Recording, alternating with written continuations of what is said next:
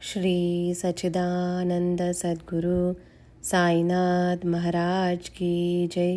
सद्गुरु श्री साईनाथुनि शरद बाबूजी की जय। శ్రీ సాయి సచ్చరిత 38వ అధ్యాయం.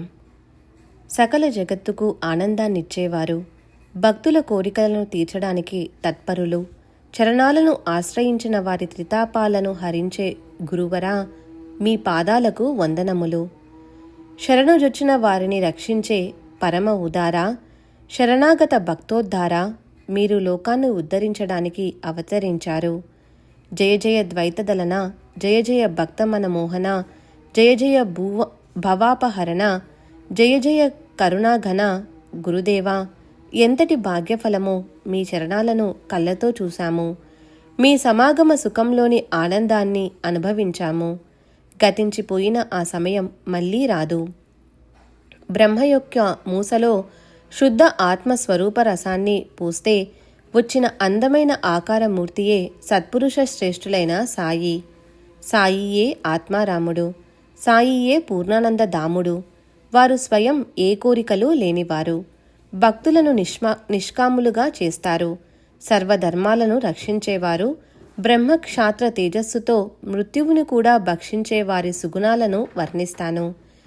జనన మరణాలకు సంబంధించిన బంధనాలను త్రెంచేసే వారికి జడున్ని అందున్ని అయిన నేను సాష్టాంగ వందనం చేస్తున్నాను. గత అధ్యాయంలో సాయినాథుని చావడి ఊరేగింపును ఉత్సాహంగా వర్ణించాను. ఈ అధ్యాయంలో అఖండ సుఖాన్నిచ్చే వంటపాత్రను గురించి వినండి. పసిబిడ్డలకు తినడం మాత్రమే తెలుసు, కానీ ఏమి తినాలో వారికి తెలియదు. పాలు పట్టాలా లేక అన్నం పెట్టాలా అన్న చింత తల్లికే. అట్లే మా సాయిమాత నా చేత కలం పట్టించి ఈ ప్రబంధాన్ని తమ భక్తులపైని ప్రేమతో వారి కోసం రాయిస్తున్నారు. ప్రతి యుగంలోనూ మోక్షప్రాప్తికి మానవులు చేయవలసిన ప్రేమానుసిద్ధమైన ధర్మాలను, సాధనలను శాస్త్రాలలో చెప్పారు. అవి కృతయుగంలో తపస్సు, త్రేతాయుగంలో జ్ఞానం, ద్వాపరయుగంలో యజ్ఞం, కలియుగంలో దానం. దాన ధర్మాలను ఎల్లప్పుడూ చేస్తూ ఉండవలసినదే. అయినా ఆకలిని తీర్చటం పరమధర్మం. నిత్యం నియమంగా అన్నదానం చేయటం కర్మలలో ముఖ్య కర్మ. మధ్యాహ్నం 12 అయితే చాలు. అన్నం తినకపోతే ప్రాణం ఆందోళన పడిపోతుంది. మనకు వలనే ఇతరులు కూడా అవి తెలుసుకునే వారు గొప్పవారు. శాస్త్ర ప్రమాణంగా ఆచారంచే ధర్మాలలో అన్నదానం అగ్రగణ్యమైనది. దానికంటే శ్రేష్టమైనది మరొకటి లేదు. అన్నం పరబ్రహ్మ స్వరూపం. అన్నంలో నుండే ప్రాణులు ఉత్పన్నమవుతాయి. జీవులను జీవింపచేసే సాధనం అన్నమే. చివరకు జీవులు అన్నంలోనే కలిసిపోతారు. సమయాలలో ఎప్పుడైనా సరే వచ్చిన అతిథులను గృహస్థులు అన్నదానంతో సంతుష్టిపరచాలి. అన్నం పెట్టకుండా అతిథులను తిప్పి పంపిస్తేనే దుర్గతిని ఆహ్వానించుకున్నట్లే. వస్త్రాది వస్తువుల దానంలో యోగ్యతను చూడవచ్చు. అన్నదానంలో పాత్రతను చూడనవసరం లేదు. ఎవరు ఎప్పుడు గుమ్మం వద్దకు వచ్చినా సరే వారికి అన్నం పెట్టకుండా అనాదరం చేయటం మంచిది కాదు. వేదాలలో అన్నదాన మహత్యాన్ని చెప్పారు. అందుకే బాబా కూడా లౌకిక రీతిన ఆచరిస్తూ అన్నసంతర్పణ చేసేవారు. చంద్రుడు లేని తారల వలె, పతకం లేని హారం వలె ధనం దానం లేదా ఇతర దానాలు ఎన్ని చేసినా అన్నదానం లేకుండా అవి సంపూర్ణం కావు. షడ్రసాలలో పప్పు శ్రేష్టమైనట్లు పుణ్యాలలో పుణ్యం అన్నదానం. కలశం లేని శిఖరం, తామరలు లేని సరస్సు వలె శోభించవు. ప్రేమలేని భజన వలె, కుంకుమ లేని సువాసిని వలె, సుస్వరం లేకుండా పాడాలనే వ్యర్థ ప్రయత్నం వలె, ఉప్పు లేని మజ్జిగ వలె బాగుగా ఉండవు. రోగులకు, శక్తిహీనులకు, గ్రుడ్డి, కుంటి, చెవిటివారికి, దీనులకు ముందుగా అన్నం పెట్టాలి. వారి తర్వాతనే ఆప్తులకు, బంధుమిత్రులకు పెట్టాలి. ఇప్పుడు జిజ్ఞాసుల ప్రీతి కోసం మరియు శ్రోతలకు తెలియచేయటానికి బాబా యొక్క వంటపాత్ర గురించి చెప్పటానికి ప్రయత్నిస్తాను. మసీదు ప్రాంగణంలో బాబా ఒక పెద్ద పొయ్యిని పెట్టేవారు. దానిపై చాలా పెద్దదైన పాత్రను పెట్టి దానిలో సరిపడా నీరు పోసేవారు. ఒకప్పుడు తీయటి పరమాన్నం, మరొకప్పుడు మాంసంతో పులావు వండేవారు. ఒకప్పుడు గోధుమ పిండితో ఉండలు చేసి ఉడుకుతున్నప్పుడు పప్పు పులుసులో వేసేవారు. మరొకప్పుడు ఆ పిండిని పలచగా ఒత్తి సన్నని ముక్కలుగా కోసి వానిని ఉడుకుతున్న పప్పులో మెల్లగా వేసేవారు. మసాలాను రాతిబండ మీద బాగా నూరేవారు. అన్నింటినీ సరియైన పాలల్లో బాబా స్వయంగా వేసేవారు. తమ చేతులతో పెసరపప్పు వడలను చేసి మెల్లగా గిన్నెలో వేసేవారు. స్వర్గాది భువనాలను ఆశించి పశువులను హింసించి యజ్ఞకృతువులలో బ్రాహ్మణులు కూడా పురోడాసాన్ని సేవిస్తారు. ఈ హింసను శాస్త్రాలు సమ్మతించినట్లుగా చెబుతారు. అట్లే బాబా కూడా ముల్లాను ఆజ్ఞాపించి అతనితో శాస్త్రోక్తంగా మంత్రోచ్చారణ చేయించి విధి విధానాలతో మేకను కోయించేవారు. ఒకప్పుడు పెద్ద తపేలాలో, మరొకప్పుడు చిన్న తపేలాలో అన్నం వండి అన్నార్తులకు భోజనం పెట్టేవారు. 50 మందికి అన్నం సరిపోయే తపేలా గిన్నె చిన్నది, 100 మందికి పైగా అన్నం వండే పాత్ర పెద్దది. బాబా స్వయంగా వర్తకుల వద్దకు వెళ్లి సరుకులు కొనేవారు. అరువు అనే మాట లేదు. వెంటనే చేతిలో డబ్బులు పెట్టేవారు.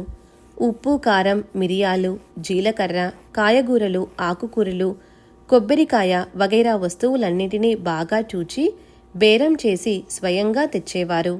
మసీదులో కూర్చొని గోధుమలను, పప్పును, జొన్నలను బాబా స్వయంగా విసిరేవారు. వంట కొరకు చేయవలసిన ముఖ్యమైన పనినంతా బాబా విశ్రాంతి అనేది లేకుండా స్వయంగా చేసేవారు. మసాలాలు నూరే పని కూడా తామే మనస్ఫూర్తిగా చేసేవారు. పొయ్యిలోని మంట సరిగ్గా ఉండటానికి కట్టెలను మాటిమాటికి క్రిందకు పైకి జరుపుతుండేవారు. పప్పు నానపోసి స్వయంగా బండపై నూరేవారు. ఇంగువ, జీలకర్ర, కొత్తిమీర అవి వేసి వంటకాలను గుమగుమలాడేలా చేసేవారు. పిండిని తడిపి దానిని 3 పొడువు ముద్దలుగా చేసి వానిని వెడల్పుగా ఒత్తి చపాతీలను చేసేవారు. జొన్నపిండిలో సరిపడా నీరు పోసి పాత్రలో కాచి మజ్జిగను కలిపి అంబలిని కూడా చేసేవారు. ఈ అంబలిని కూడా వారు ఎంతో ప్రేమతో ఇతర వంటకాలతో పాటు స్వయంగా అందరికీ వడ్డించేవారు. వంటగా పూర్తిగా తయారయ్యాక పాత్రను పొయ్యి మీద నుండి దింపించి తీసుకుని వెళ్ళి మసీదులో ఉంచేవారు. మౌల్వీతో విధిపూర్వకంగా ఫాతిహా చేయించేవారు. ఆ నైవేద్య ప్రసాదాన్ని మొదట మహల్సాపతికి, తాత్యాకు పంపేవారు. మిగతా నైవేద్యాన్నంతా బాబా స్వయంగా తమ చేతులతో వడ్డించేవారు. పేదవారు, దుర్బరులు సంతోషంగా సంతృప్తిగా తినేవారు. ఆ భోజనం కోసం వచ్చిన వారు సంతోషంగా సంతృప్తిగా తినేవారు. అయినా బాబా తినండి తినండి అని ఎంతో ప్రేమతో బలవంతంగా పెట్టేవారు.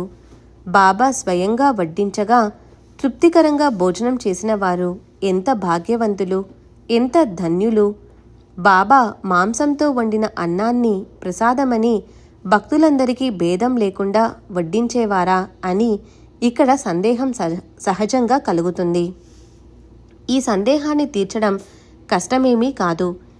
ఎప్పుడూ మాంసం తినేవారికే ఆ అన్నాన్ని వడ్డించేవారు. జీవితంలో ఎన్నడూ మాంసాన్ని ఎరుగని వారిని మాంసాన్ని అసలు ఎప్పుడూ తాకనిచ్చేవారు కాదు. ఆ ప్రసాదాన్ని సేవించాలని కోరుకునే వారికే పెట్టేవారు. గురువు స్వయంగా ప్రసాదాన్ని ఇచ్చినప్పుడు తినవచ్చా తినకూడదా అన్న ఆలోచన కలిగితే ఆ శిష్యుడు ఆత్మఘాతకుడై అధఃపతనానికి పోతాడు. ఈ తత్వం తమ భక్తులకు ఎంతవరకు అవగాహన అయిందో అని తెలుసుకోవటానికి బాబా వినోదాలతో తమాషాలను చేసి చూపేవారు. రాస్తూ ఉంటే చిన్న విషయం గుర్తుకు వచ్చింది. తమ శ్రేయస్సు కొరకు శ్రోతలు సావధానంగా వినండి. ఒకసారి ఏకాదశి రోజున బాబా దాదా కేల్కర్తో నా కోసం కొరల్లా నుండి మాంసాన్ని తెచ్చి పెడతావా అని అడిగారు. దాని కొరకు సాయిబాబా రూపాయలను తీసి లెక్కపెట్టి దాదాకు ఇచ్చి వెళ్ళి నువ్వే స్వయంగా వెళ్ళి తేవాలి అని ఆజ్ఞాపించారు. అతని పేరు గణేష్ దామోదర్, ఇంటి పేరు కేల్కర్. వయస్సులో పెద్దవాడని అందరూ అతనిని దాదా అని పిలిచేవారు. ఇతడు హరివినాయక సాటేకు మామ. ఇతనికి సాయి పాదాల యందు చాలా ప్రేమ. బ్రహ్మకర్మల యందు గౌరవమున్న బ్రాహ్మణుడు. ఆచారాలను శ్రద్ధగా పాటించేవాడు. గురుసేవను అహర్నిశలు చేసినా తృప్తి చెందనట్టివాడు. ఇటువంటి వానికి విచిత్రంగా ఇలాంటి ఆజ్ఞ. ఇది అతనికి ఎలా అనిపించిందో తెలియదు. దృఢమైన శరీరం కలిగి అభ్యాసం ద్వారా మనస్సు నిశ్చలంగా మారిన వారి బుద్ధి కూడా గురు పాదాల యందు స్థిరంగా ఉంటుంది. కేవలం ధనధాన్యాలు, వస్త్రాలు వగైరా గురువుకు అర్పించటం గురుదక్షిణ కాదు. గురువుగారి ఆజ్ఞను పాటించి వారిని ప్రసన్నులను చెయ్యటమే అసలైన దక్షిణ. కాయ, వాచ, మనస అన్నిటినీ గురువుకు అంకితం చేసి గురుకృపను పొందిన వారిదే నిజమైన శ్రద్ధ. బాబా ఆజ్ఞను శిరసా వహించి దాదా వెంటనే బట్టలను తొడుక్కొని ఆ ఊరికి బయలుదేరాడు. అప్పుడు బాబా అతనిని వెనుకకు పిలిచారు. దానిని కొని తీసుకుని రావటానికి ఎవరినైనా పంపరాదు? పోవడం రావడం వృధాశ్రమ నీకెందుకు అని అన్నారు. అప్పుడు మాంసాన్ని తేవటానికి దాదా నౌకరు పాండును పంపాడు. ఇంతలో బాబా దాదాతో అప్పుడు ఏమన్నారంటే, పాండు బయలుదేరిపోతుండగా బాబా దాదాతో, ఇవాళ అవసరం లేదు, అతనిని వెనుకకు పిలువు అని చెప్పారు. ఒక్కసారి బాబాకు వంట చేయాలని బుద్ధి పుట్టింది. పొయ్యి మీద డేగిసాను ఉంచి దానిలో మాంసాన్ని వేశారు. బియ్యాన్ని కడిగి అందులో పోశారు. సరిపడా నీరు పోసి పొయ్యిలో కర్రమంట పెట్టి ఊదుతూ కూర్చున్నారు. ఊరివారంతా వారికి అంకితమైన వారే. ఎవరైనా కూర్చుని ఆనందంగా ఊదుతారు. కానీ బాబా ఆజ్ఞ లేకుండా ఎవరికీ అంత ధైర్యం లేదు.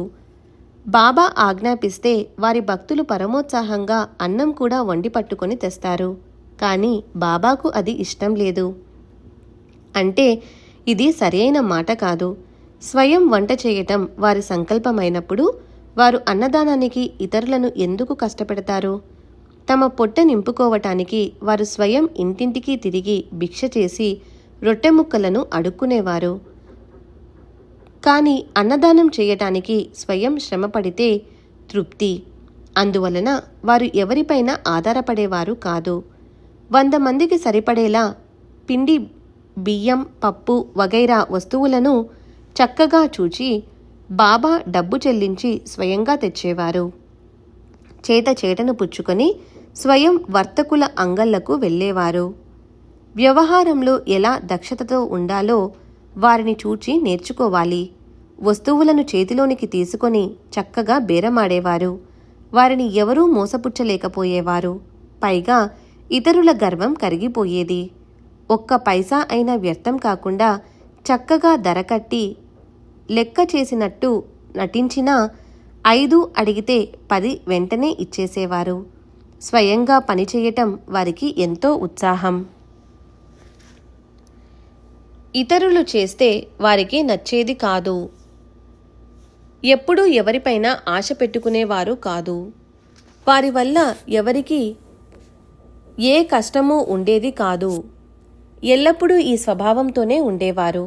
అందువల్లనే వంట చేయటంలో ఎవరి సహాయాన్ని అపేక్షించేవారు కాదు. వంట మాత్రమేనా, దుని కొరకు కర్రలను ఉంచే గది యొక్క ముందు భాగం 3 వంతుల గోడ బాబా తమ స్వహస్తాలతో నిర్మించినదే. పనివాడు మహాదు మట్టిని బాగా కలిపి ఇస్తే బాబా తమ చేతితో తాపిని పట్టుకుని ఇటుకలను వరుసపై వరుస పేర్చుతూ గోడ కట్టేవారు. వారు చేయని పని ఏముంది? మసీదును స్వయంగా అలికేవారు. చేత్తో తమ కఫ్నీని, లంగోటిని కట్టుకునేవారు. ఎవరిపైనా ఆశ పెట్టుకునేవారు కాదు. తపేలా గిన్నెలో నుండి ఆవిరి భయంకరంగా పైకి పొంగుతుంటే బాబా చేతిమీది చొక్కాను పైకి జరుపుకొని చక్కగా క్రిందా పైన కలిపేవారు. తపేలాలో కుతకుతలాడుతూ ఉడుకుతున్న సమయాన కలపవలసి వచ్చినప్పుడు బాబా అమోఘమైన లీలను కనబరచేవారు. రక్త మాంసాల వారి చేతిని కుతకుత ఉడుకుతున్న తపేలాలో ఉంచిన వారి ముఖంలో భయం గాని లేక వారి చేతిపై కాలిన గుర్తు గాని కనిపించేవి కావు. భక్తుల శిరస్సుపై పడగానే త్రితాపాలను తొలగించే వారి హస్తాన్ని అగ్ని ఎలా బాధపెట్టగలదు? అగ్నికి వారి మహిమ తెలియదా? బాబా నానపోసిన పప్పును రాతిబండపైన పోసుకొని చక్కగా ఏరి స్వయంగా సన్నికల్లుతో నూరి తమ చేత్తో పెసరవడలను చేసేవారు. తరువాత వానిని మెల్లగా పాత్రలో వేసి అడుగు మాడకుండా కలిపేవారు. తయారయ్యాక పాత్రను క్రిందకు దించి ప్రసాదాన్ని అందరికీ పంచేవారు. అందరికీనా అని శ్రోతలు అంటారేమో. సాయిబాబా యవనులు కదా, మరి ఇటువంటి అధర్మాచరణను ఎలా చేసేవారు? ఈ సందేహానికి సమాధానం ఒక్కటే. సాయిబాబా ధర్మం అధర్మం గురించి ఎప్పుడూ ఎరుకలో ఉండేవారు. తపేలాలో వండిన పదార్థాలను అందరూ తినాలి అని బాబా ఎవరినీ ఎప్పుడూ బలవంత పెట్టేవారు కాదు. కానీ ఆ ప్రసాదాన్ని తినాలన్న ఇచ్చ కలిగిన వారి కోరికను తీర్చేవారు. కానీ ఎప్పుడూ ఎవరినీ మోసగించేవారు కాదు. వారి జాతి అసలు ఎవరికి తెలుసు కనుక? మసీదులో ఉంటారు కనుక ముసల్మాను అని అంటారు. కానీ వారి పద్ధతులను ఆచరణను చూస్తే వారి జాతి తెలియదు. భక్తులు వారిని దైవమని అంటారు. వారి పాదధూళిలో పొర్లుతారు. అటువంటి వారి జాతిని గూర్చి ఆలోచించే వారి పరమార్థ ప్రాప్తి వ్యర్థం. ఇహలోక పరలోక విషయాలయందు విరక్తిని వివేక వైరాగ్యాల సంపత్తిని కలిగినట్టి వారి జాతిని చూచే వారి పరమార్థం వ్యర్థం. ధర్మాధర్మాలకు అతీతమైన శుద్ధ ఆనంద స్థితిలో ఉన్నట్టి వారి జాతిని చూచేవారి పరమార్థ ప్రాప్తి వ్యర్థం. ఇటువంటి సాయిబాబా చరిత్రను నా ఆనందానికి గానం చేస్తున్నాను. శ్రవణం చేయాలన్న కోరిక ఎవరికైనా ఉంటే అది నెరవేరుతుంది. ఇక వెనుక ఉండిపోయిన కథానుసంధానాన్ని తిరిగి చూడండి. బాబా దాదాతో ఏమన్నారో వినండి. కారా పులావ్ చేశాను, ఎలా ఉందో చూస్తావా అని అడిగారు. దాదా లాంఛనంగా ఆహా చాలా బాగుంది అని అన్నాడు. దాదా పూర్వకాలపు భక్తశ్రేష్ఠుడు. స్నాన సంధ్యాదుల యందు నియమనిష్టలు కలవాడు. మంచి చెడులను ఎరిగినవాడు. అతనికి బాబా మాట నచ్చలేదు. అప్పుడు బాబా ఎన్నడూ కళ్ళతో చూడలేదు, జిహ్వతో రుచి చూడలేదు. మరి బాగుందని ఎలా చెప్పావు అని దాదాతో అన్నారు. పాత్రపైని మూత తీసి లోపల చేత్తో తీసి చూడు అని అంటూ బాబా అతని చేతిని పట్టుకొని డేగిసా లోపలికి తోశారు. ఇక చేయి తీసి గరిటతో పళ్ళెంలోకి తీయి, మడికట్టుకున్నావని ఊరికే బడాయికి పోకు అని అన్నారు. సత్పురుషులు శిష్యులకు అనుచితమైన దానిని చేయమని చెబుతారు అని అనుకోవడం పొరపాటు. సత్పురుషులు అపారమైన దయ కలిగి ఉంటారు. వారి మార్గం వారికే తెలుసు. నిజమైన ప్రేమ తరంగాలు లేచినప్పుడు తల్లి బిడ్డను గిల్లి, బిడ్డ ఏడుస్తుంటే తన గుండెలకు హత్తుకుంటుంది. తినకూడని వానిని తినాలని మనస్సు పడే వారి వాసనలను అణచివేసి మనసును నిగ్రహించుకునే వారిని బాబా ఉత్సాహపరిచేవారు. గురు ఆజ్ఞాపాలన మీమాంస ఒక్కోసారి ఎంతటి కఠిన పరీక్షకు దారితీసేదంటే జీవితంలో ఎన్నడూ మాంసాన్ని తాకని భక్తుని నిశ్చయం ఊగిసలాడింది. వాస్తవానికి బాబా స్వయంగా ఎప్పుడూ ఏ భక్తుని అయినా తప్పుదారిలో ప్రవేశపెట్టేవారు కాదు. క్రీస్తు శకం 1910వ సంవత్సరానికి ముందు బాబా ఎంతో ఉత్సాహంగా తరచూ వంటలు వండేవారు. తరువాత ముంబై పట్టణంలో అక్కడక్కడ దాసగను సంకీర్తనల ద్వారా సాయి మహత్యం ప్రజల మనస్సులలో చోటు చేసుకుంది. అప్పటి నుండి ఆబాల వృద్ధులు బాబా మహిమను తెలుసుకొని అసంఖ్యాకంగా జనులు షిరిడీ రాసాగారు. బాబాకు పంచోపచార పూజలు, అనేక రకాల నైవేద్యాలు, మధ్యాహ్నం సాయంకాలం భోజనం, ఫలాహారాలు మొదలయ్యాయి. అన్నం, పప్పు, పూరి, హల్వా, చపాతీలు, పచ్చళ్ళు, వడపప్పు వగైరా అనేక రకాల వంటకాలు, పంచామృతం క్షీరాన్నం అవి పుష్కలంగా వచ్చేవి. సాయిబాబా దర్శనానికి యాత్రికులు అపరిమితంగా పరిగెత్తుకుంటూ వచ్చేవారు. సాయిబాబాకు నైవేద్యాన్ని సమర్పించేవారు. దానితో ఆకలిగొన్నవారు సంతృప్తి చెందేవారు. బాబాకు ఛత్ర చామరాలతో రాజోపచారాలు జరిగేవి. తాళాలు, తప్పెట్లు, డోలు మొదలగు వాద్యాల ఘోషతో భజనలు చేసేవారు పెరిగారు. బాబా మహిమ అంతటా వ్యాపించింది. భక్తులు బాబాను స్తోత్రాలతో స్తుతించేవారు. యాత్రికులకు షిరిడీ పరమ పవిత్రమైన పుణ్యక్షేత్రమయ్యింది.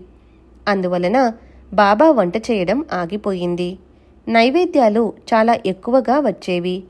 ఫకీరులు, భిక్షగాళ్ళు తిన్నా ఇంకా చాలా అన్నం మిగిలిపోయేది. ఇప్పుడు శ్రోతలకు ఆనందాన్ని కలిగించే మరొక కథను చెప్తాను. ఆరాధ్య దైవాన్ని అనాదరం చేస్తే బాబా సహించేవారు కాదు. ఏవేవో అనుమానాలతో ఒకరు బాబాను బ్రాహ్మణుడని అంటే మరొకరు ముసల్మాను అని అంటారు. కానీ వారు ఏ జాతికి చెందరు. వారు ఎక్కడివారు, ఏ జాతిలో ఎప్పుడు జన్మించారు, వారి తల్లిదండ్రి ఎవరు అన్న విషయాలు తెలియనప్పుడు వారు బ్రాహ్మణులా, ముసల్మానులా? వారు ముసల్మాను అయితే మసీదులో అగ్నిదేవతను ఎందుకు ఆరాధిస్తారు? అక్కడ తులసీ బృందావనం ఉంటుందా? ఘంటానాదాన్ని సహిస్తారా? మసీదులో శంఖారావం, తాళాల తప్పెట్లు, చప్పుళ్లను, మృదంగం మొదలగు వాద్యాలతో కథా సంకీర్తనాదులను, హరినామ గర్జనలను చేయనిచ్చేవారా? ముసల్మాను అయితే తాము స్వయం మసీదులో కూర్చొని చందన చర్చనలను సేవిస్తారా?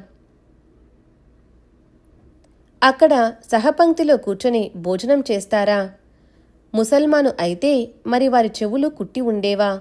తమ స్వంత డబ్బు ఖర్చు పెట్టి దేవాలయాల జీర్ణోద్ధరణను చేయిస్తారా? స్నానం తర్వాత పీతాంబర వస్త్రాన్ని ధరిస్తారా? ఎవరైనా సరే ఆరాధించే దైవాన్ని అనాదరం చేస్తే బాబా క్షణమైనా సహించేవారు కాదు. ఈ విషయంలోని ఒక ఉపదేశ కథ రాస్తూ ఉంటే గుర్తుకు వచ్చింది. అతి వినయంగా మనవి చేస్తాను. ఏకాగ్ర మనస్సులతో వినండి.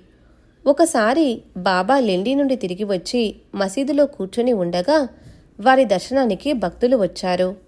వారిలో బాబాకు అత్యంత ప్రియుడైన భక్తుడు నానా చందోర్కర్. బినీవాలాతో ఎంతో ఆతృతగా బాబా దర్శనానికి వచ్చాడు. ఆ ఉభయులు సాయినాథునికి నమస్కరించి వారి సముఖంలో కూర్చున్నారు. క్షేమ సమాచారాలను ముచ్చటించుకుంటూ ఉండగా బాబాకు అకస్మాత్తుగా కోపం వచ్చింది. నానా, నీవు ఇది ఎలా మర్చిపోయావు? నా సాంగత్యంలో ఎన్నో రోజులుండి నీవు నేర్చుకున్నది ఇదేనా? నీవు నా సాంగత్యంలో ఉన్నదాని ఫలితం చివరకు ఇదేనా? నీ మతి ఎందుకిలా భ్రమించింది? నాకంతా పూర్తిగా చెప్పు అని అన్నారు. ఆ మాట విని నానా అధోవదనుడై బాబా కోపానికి కారణమేమిటా అని ఆలోచించాడు. ఏదీ గుర్తుకు రాలేదు. మనస్సు వికలమైంది. ఎక్కడ పొరపాటు జరిగిందో తెలియలేదు. బాబా కోపానికి కారణమేమీ తోచలేదు. ఏదో అపరాధం జరగకపోతే బాబా ఎవరినీ బాధపెట్టరు. అందువలన బాబా పాదాలను పట్టుకొని అనేక రకాల మొరపెట్టుకున్నాడు. చివరకు దీనంగా ఎందుకో కోపం వచ్చినదో చెప్పమని ప్రార్థించాడు. అప్పుడు బాబా నానాతో, ఎన్నో ఏళ్లుగా నా సాంగత్యంలో ఉంటున్నా నీ మతికి ఏమైంది అని అడిగారు. కోపర్గాంకి ఎప్పుడు వచ్చావు? దారిలో ఏం జరిగింది? మధ్యలో ఎక్కడా దిగలేదా? టాంగా నేరుగానే వచ్చేసిందా? ఏదో సంభవించినట్లుంది. చిన్నదైనా పెద్దదైనా జరిగినదంతా చెప్పు. ఎక్కడ ఏం జరిగింది అని చెప్పు. ఆ మాట విని నానాకు అర్థమైంది. వెంటనే తల వంచుకున్నాడు. చెప్పటానికి సిగ్గుపడిపోయాడు. అయినా చెప్పాడు. బాబా వద్ద దాపరికం వీలు కాదు. కనుక జరిగినదానంతా చెప్పటానికి నిశ్చయించుకున్నాడు. సాయిబాబాతో అసత్యాన్ని పలుకలేము. అసత్యంతో సాయి కృపను పొందలేము. అసత్యం అధోగతికి దారి. అసత్యం వలన చివరకు దుర్గతే. గురువును వంచటం మహాపాపం. ఆ పాపానికి నిష్కృతే లేదు అని తలచి నానా జరిగిన విషయాన్నంతా బాబాకు తెలియచేశాడు. మొదట నేరుగా షిరిడీ వరకు టాంగా మాట్లాడాను కనుక గోదావరి తీరాన ఉన్న దత్తభగవానుణ్ణి దర్శనం బినీవాలాకు లభించలేదు. బినీవాలా దత్తభక్తుడు. దారిలో దత్తమందిరము ఉన్నదని తెలిసి దత్తదేవుని దర్శనానికి అక్కడ దిగాలని అతనికి అనిపించింది. కానీ ఇక్కడకు త్వరగా రావాలని నేను అతనితో ఇప్పుడు వద్దు, షిరిడీ నుండి తిరిగి వచ్చేటప్పుడు దర్శనం చేసుకుందామని చెప్పాను. షిరిడీ రావటం ఆలస్యమవుతుందని నేను త్వరపడి దత్తదేవుణ్ణి దర్శించుకోలేదు. తరువాత గోదావరిలో స్నానం చేస్తుంటే కాలిలో పెద్ద ముళ్ళు గుచ్చుకొని దారిలో చాలా బాధ కలిగింది. కష్టంతో దానిని లాగేశాను అని చెప్పాడు. అప్పుడు బాబా, ఇలా త్వరపడటం మంచిది కాదు. దర్శనం చేసుకోకుండా దత్తదేవుని అనాదరం చేసినా నయమే. నీవు కేవలం వట్టి ముళ్ళు గుచ్చుకొని బయటపడ్డావు. దత్తభగవానుని వంటి ఆరాధ్య దైవం దారిలో ప్రత్యక్షంగా ఉండగా ఆ దేవుణ్ణి దర్శించుకోనివాడు అభాగ్యుడు. అటువంటివాడు నా వద్ద ఏం పొందగలడు అని అన్నారు. ఇప్పుడు వంట విషయం. మసీదులో సాయితో పాటు పావనమైన మధ్యాహ్న భోజనం మరియు సాయి యొక్క భక్త వాత్సల్యం. ప్రతిరోజు మధ్యాహ్నం పూజ ముగిశాక ఆరతి జరిగిన తరువాత భక్తులు తిరిగి వెళ్లేటప్పుడు వారందరికీ బాబా విభూతినిచ్చేవారు. మసీదు గోడ చివర బాబా వచ్చి నిలిచి ఉంటే ప్రాంగణంలో కూర్చున్న భక్తులు ఒక్కొక్కరు వచ్చి వారి పాదాలకు వందనం చేసేవారు. వారి చరణాలపై శిరస్సు నుంచి వారి ఎదుట నిలబడగా వారు ఒక్కొక్కరి నొసటన విభూతి పెట్టేవారు. తరువాత ఇక మీరందరూ భోజనానికి మీ ఇళ్లకు వెళ్ళండి అని బాబా చెప్పగానే వారి ఆజ్ఞను శిరసావహించి భక్తులు వెళ్ళిపోయేవారు. బాబా వెనుకకు మరలగానే అలవాటుగా తెరను లాగేవారు. గణగణమని పల్లాలు గిన్నెల చప్పులతో ప్రసాద వితరణ వైభవంగా జరిగేది. సాయి హస్తస్పర్శతో పవిత్రమైన నైవేద్య శేషాన్ని తీసుకుని వెళ్లాలని అనేక మంది వారి పల్లముల కోసం ఎదురు చూస్తూ ప్రాంగణంలో కూర్చునేవారు. ఇక్కడ నింబారు సమీపంలో గోడకు వీపు పెట్టి బాబా కూర్చునేవారు. వారికి ఇరువైపులా వరుసగా పంక్తులు తీరగా అందరికీ ఎంతో ఆనందంగా ఉండేది. తమ తమ నైవేద్యాలను సాయి సమర్థుని ముందు ఉంచగా వారు తమ చేతితో దాని అంతటినీ ఒక పళ్ళెంలో వేసేవారు. బాబా చేతి స్పర్శను పొందిన శీతప్రసాద ప్రాప్తికి అత్యంత భాగ్యము ఉండాలి. ఆ ప్రసాదాన్ని సేవించిన వారు లోపల బయట పునీతులై తమ జీవితాలను సఫలం చేసుకుంటారు. వడలు, అరిసెలు, హల్వా, పూరీలు, పేనీలు వగైరా పిండి వంటలు, అనేక రకాల కూరలు, వడపప్పు, పాయసం మొదలగు వానినన్నింటినీ బాబా ఒక్కటిగా కలిపేవారు. ఆ అన్నాన్ని బాబా ఈశ్వరార్పణ చేసేవారు. తరువాత శ్యామ మరియు నానా నిమోన్కర్లతో పల్లాముల నిండా వడ్డన చేయించేవారు. ఆ పైన బాబా ఒక్కొక్కరిని పిలిచి ప్రేమగా తమ వద్ద కూర్చుండబెట్టుకొని పరమానందంతో గొంతు వరకు తినేలా చేసేవారు. గుమగుమలాడే మంచి నెయ్యి, రొట్టెలు, అన్నం, పప్పు అన్నిటినీ బాగా కలిపిన మధుర మిశ్రమాన్ని అందరికీ వడ్డించేవారు. ప్రేమమయమైన ఆ మిశ్రమాన్ని సేవిస్తే మధురమైన బ్రహ్మానందం కలిగేది.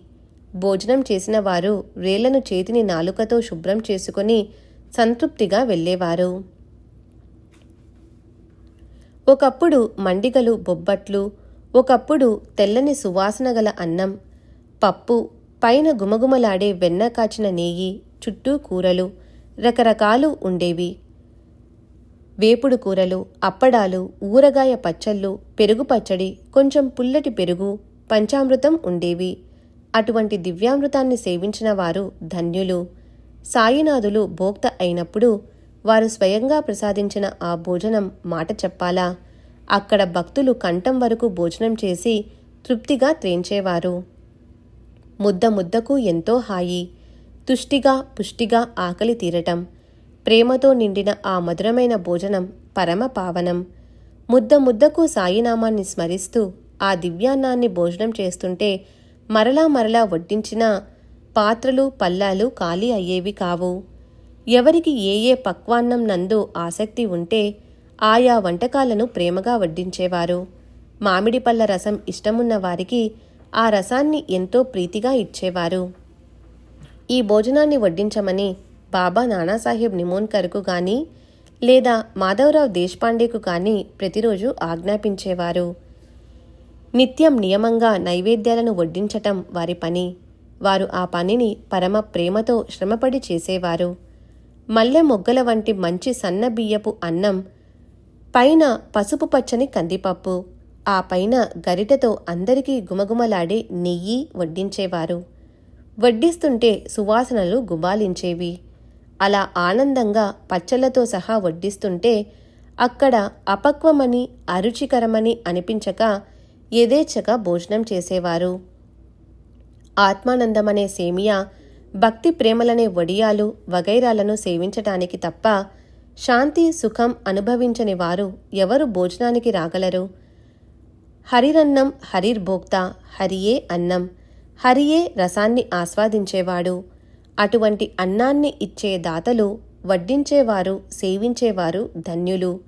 ఈ మధుర రసానికంతటికీ మూలం గురు చరణాలలో ప్రబలమైన నిష్ఠ. మధురమైనవి చక్కెర బెల్లం కావు.